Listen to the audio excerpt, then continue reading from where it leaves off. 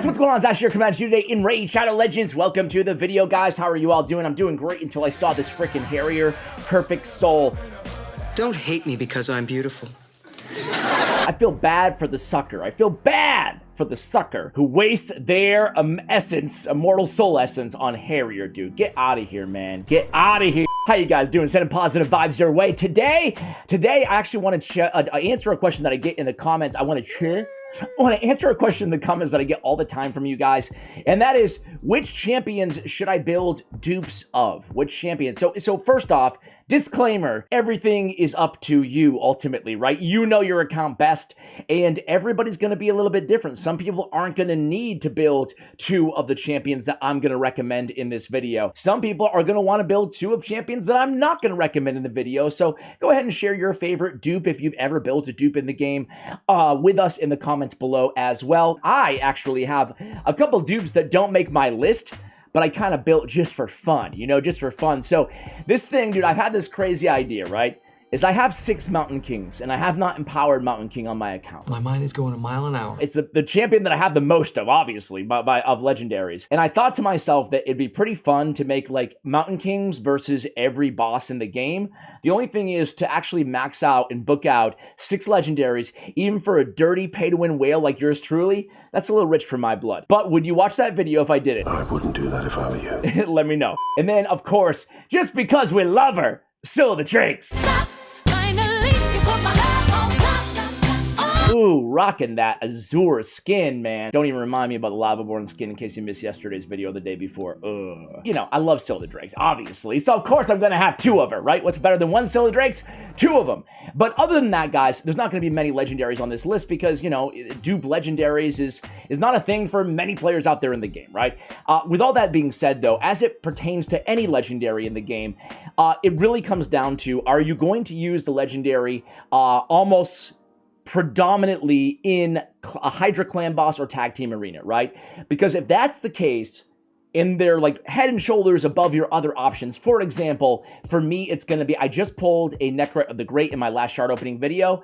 I already have a Necret of the Great. I actually have him empowered +1, but I regret that. Necret is so freaking good in the arena that I want to use him in 2 tag team arena teams, so I'm actually going to build 2 of them. So that would be an example why you might want to build 2. Another example for you guys, I only have 1, but if I had 2 Necmo Thars, I would build 2 of them rather than empowering him because he is like my Hydra stud, you know, like 10 out of 10 Hydra clan boss champion with the double AoE on his A1 and his A2 and decrease attack and decrease speed and leech and increase speed and turn meter boost and an extra turn. He'll never get away with this. Oh my. That's how I dictate, you know, legendaries that I want to empower. Usually I'm empowering unless I can have, you know, a big use case in the 2 areas of the game that don't allow us to reuse champion on multiple teams, right?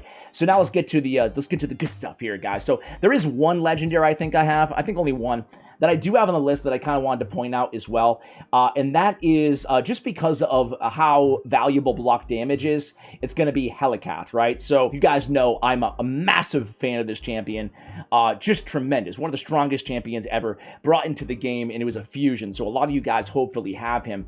Block damage on a 4-turn cooldown, that is going to be so pivotal now for Iron Twin since they nerfed Unkillable, so having, or in anywhere in the game that you want an unkillable team, 2 Helicaths, I actually probably would just build them out, especially if you need another block damage champion on your account, okay? So that's the only legendary I'm going to mention here because other than that, I just kind of follow the philosophy that we've already talked about. So speaking of unkillable champions, or block damage champions, excuse me, Demitha, right? Demitha, obvious choice. Some of these are going to be super obvious. If you want to build a double Demitha team, it's really easy to build quite a few clan boss teams, unkillable teams.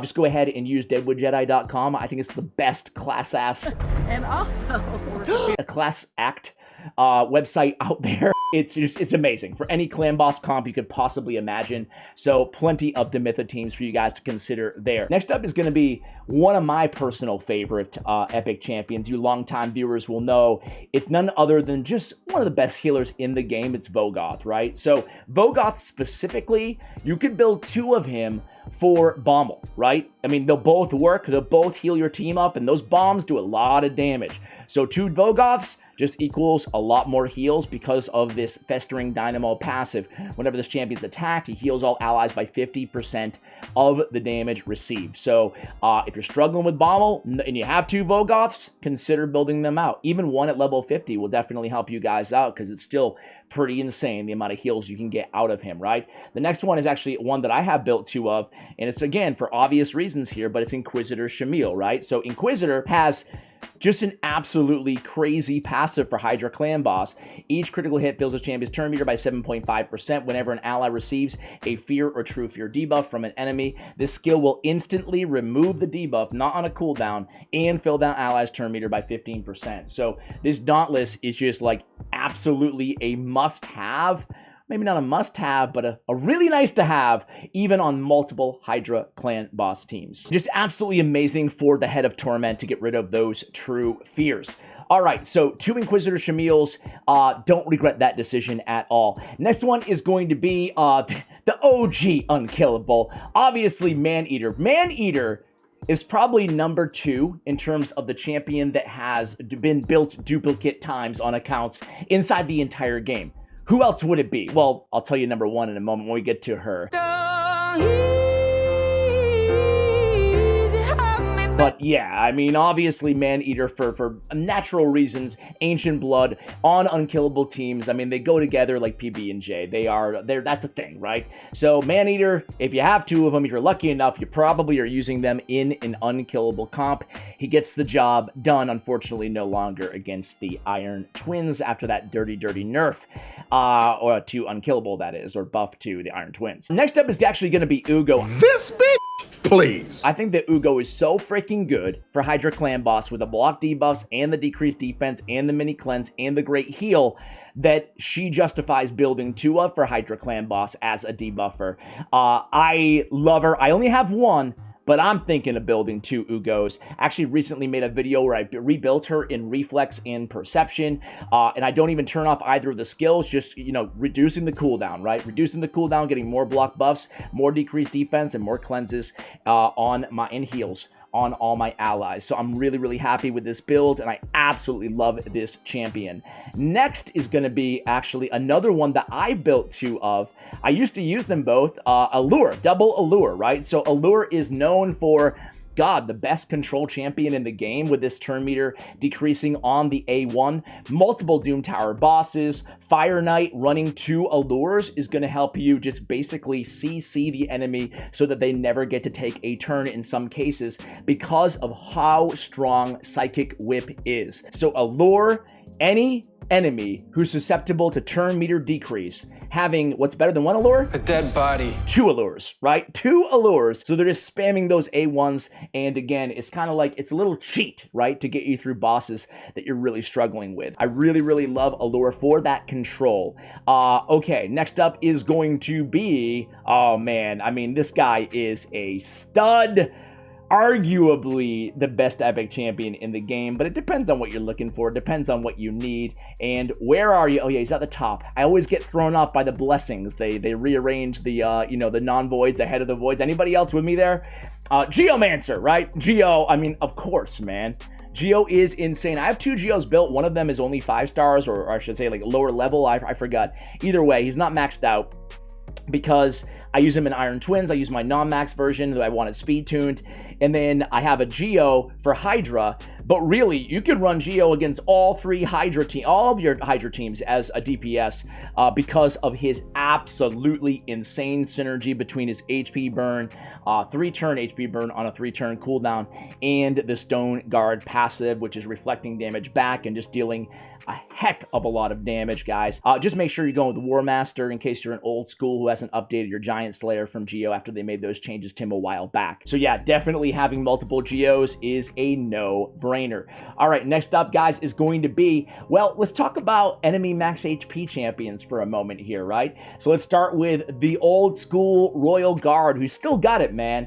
Multiple Royal Guards was like one of the most popular things to build. Where the heck are you, dude? One of the most popular things to build when I was kind of starting out in the game for Spider, right? But really, again, for Hydra, he's one of the best DPSers out there with a takedown ability. So I have him in Reflex as well to get more takedowns off. I know he actually shut down the hamstring ability, even though decreased speed is really handy as well. But if you have another champion on the team, you know. So everybody's different. Every account's different. Every team's different. So never just blindly copy anything in this game. But yeah, anyway, takedown is insane for Spider, for old school Spider. Speed farming, Spider 20, just few Royal Guards, and there you go, right? I've even seen teams that are just all Royal Guards, seen like 4 or 5 Royal Guards, just take it down, takedown, takedown, takedown, takedown. One leads off with a decreased defense and then takedowns. And, well, they do exactly that. They take it down. Who'd have thought? So really, really good champion. While we're at it, guys, same thing for Husk. Obviously, it is a Force Affinity enemy max HP champion. He, Ash. He is a Force Affinity enemy max HP champion with Despair. He's also bringing a stun to the table, which isn't bad. Really good multipliers, not quite as good as Royal Guard's takedown ability, but still can deal a heck of a lot of damage. Great champion. I usually just turn off the A3 and put him in Reflex as well, right? And I don't have him built right that way, but that's kind of how I would if I was using him a little bit more often. But for the same reasons, right? You can get a double nuker, double Force Affinity, really just stellar nuker for Hydra Clan Boss on multiple teams, okay? Next up is going to be, I can't believe I have this champion on the list, but if you're looking for heals, and let's just say you have no Vogoth, and you're lucky enough to have 2 Woad Painteds, or 1 Vogoth and 1 Woad Painted. That's what I just ran against Force Affinity today. Woad Painted is legitimately, guys, legitimately one of the strongest healers, including legendaries, in the game. You know, I put her right up there. I mean, she has the instant heal, too. We're not talking about, you know, heal over time with continuous heals. Like, Wither the Crowned, obviously, S-tier healer, right? Champions like Vogoth, obviously, S-tier healer. But Woad Painted, she can heal with them, with the best of them. After they redid her ability, she gets an extra turn as well. She gets a massive surplus heal, and it can just, it's like a complete heal, you know, to your team. So incredible for obviously running on the same team, right? The same team. Just getting those 2 massive heals can really help keep your team alive. Even comboed with, like, let's say you have 1 Helicath or 1 Demitha, right? Comboed with 1 block damage, she can heal everybody up when you have that kind of 1 turn to kind of buy you some time to get her into her another Undying Fury, right? So I actually think that you can build 2 of her and be really, really happy, right? I'm going to include one on the list that I don't know if it's kind of silly to say, but for tag team, I mean, for arena in general, right? For arena in Raid Shadow Legends, there's 1 epic that is just better than all the rest, arguably, right? And that is, and you could probably make this case about even like Godseeker and Neri, you could have 2 for in, you know, Erector Draft for Hydra. So again, make your own decisions. But I think that Madame Ceres is like really just absolute S-tier arena champion. She can do it better than so many legendaries because she's debuffing and she's removing buffs on 1 ability. And that just makes her still the quintessential arena debuffer in the game. I absolutely love this champion. She has a really handy A2 as well. She has a self-shield and fear synergy all over her kit. Having 2 of them for tag team is definitely a not a bad idea. And obviously, what else are you going to do with another Madame Ceres? A man's got 2 girlfriends and is enjoying it. You can't empower epic champions, although I wish you could, right? And I wouldn't trash her, you know? I would build 2, especially if you need another debuffer for tag team, right? Of course, you know, always got to kind of juxtapose this with how many resources that you guys have at your leisure, you know, just building 2 Madame Ceres just for fun, you know. I wouldn't necessarily recommend that. Okay, unless you need her, you know. Next up is going to be, we're moving into the rares here, guys, and we're going to go with Coldheart. I think that Coldheart is the #1 most built dupe inside all of Raid Shadow Legends because of Heartseeker. Not only is she dealing a tremendous amount of damage, you know, talking places like Spider or anywhere, again, any boss susceptible to turn meter control, but having that decreased turn meter by 100% is absolutely, positively insane. And I lied, there's 1 more. There's 1 more that I wanted to mention here. You get a bonus epic, Skull Crown. I mean, AoE, if you want some control, talk about Skull Crown in a stun set. Talk about 2 Skull Crowns in a stun set. It's insane, and it's insane damage. And you can even run 2 of them on the same blender team in the arena as well, right? So a lot of, a lot of opportunity there if you're lucky enough to have 2 Skull Crowns. The OG epic nuker inside the game. All right, next up is, I already mentioned Cold Heart, of course. You could make a case you can run Trip Cold Hearts, right? 4 Cold Hearts, you know? The more the merrier. I have 2 myself, but boy, Scarab King Destroy Gear, it's just tremendous champion. For my money, the best rare champion in the game. Next is actually going to be Soulbound Bowyer, right next door to her. She's my favorite control rare champion in the game, and there's so many secret rooms in the end game that you're going to have to contend with, even if you're not there right now, eventually, where she is just absolutely insane in a stun set. You don't even have to use her A2 and her A3. You just keep, I've seen some teams running 3 or 4 Soulbound Bowyers. Just A1, A1, A1 with stuns. And they nuke them all down, they keep everybody stunned, and that's it. Go with Fearsome Presence as a mastery as well. Get that extra 5% chance to land that stun. Where the heck is it? Why am I not? Okay, there we go. So extra 5% on the stun. Just an absolute beast of a CC champion. Similar to like we just talked about in some ways to Skull Crown in that use case. So I didn't build dupes of her, but geez, I kind of wish I did, right? Instead, I invested in, like, I put stun sets on every AoE nuker that I could find, like Gazar Depart and Berserker and stuff like that. But I'd rather just have a few soul bonds, right? Because Spirit Affinity especially is used in multiple secret rooms in the end game. I don't even care so much about damage necessarily. All right, next up is going to be Painkeeper. Dude, I saw Cold Brew, great content creator, great YouTube channel. If you guys aren't subscribed to him, check him out, man. He had a 3 Painkeeper team for the Iron Twins. He loves Painkeeper. You know, I actually pulled a bunch of Painkeepers in my last Void chart opening. And I'm like, man, maybe I should try one of those Cold Brew teams. So yeah, Painkeeper is definitely a viable build dupes of. Decrease the cooldown of an ally skill by 1 turn. Well, if there's 3 of them, you're decreasing them by 3 turns. You know what I'm saying? So it can be really handy to have on a block damage team to have a few Painkeepers. Honorable mention to Bellower, same thing. A stun set. What's better than 1 Bellower in a stun set? 2 Bellowers in a stun set with AoE on every single freaking attack, right? All right. Next up, actually, he was on my list, my bad. All right, we have 2 more, guys. I lied, 1 more epic. We gave love to basically every block damage champion out there, or almost all of them, but not Warcaster yet. And I really like Warcaster, you know, place a block damage buff on all allies for 1 turn. I actually use him. Listen, there's better options, but I use him. I did the same thing, deadwoodjedi.com, and I found a Warcaster team that's a 1-key Ultra Nightmare, and I just built it, man, and he's on the squad. He's my guy. So building 2 of him, again, same synergy you talked about on a Man-Eater or Demitha, right? An unkillable champion who justifies building 2 of if you need it, if you need a double Warcaster team, okay? Last but not least, guys, is not a rare. It's actually an uncommon. And you guys know who I'm talking about. Not Shield Guard, love you, buddy. Armiger, man! I mean, an enemy max HP champion that has it on a 2 freaking turn cooldown. How cool is that, right? Obviously has turn meter control on his A1 as well.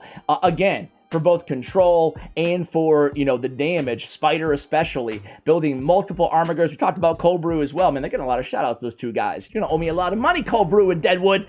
A joke.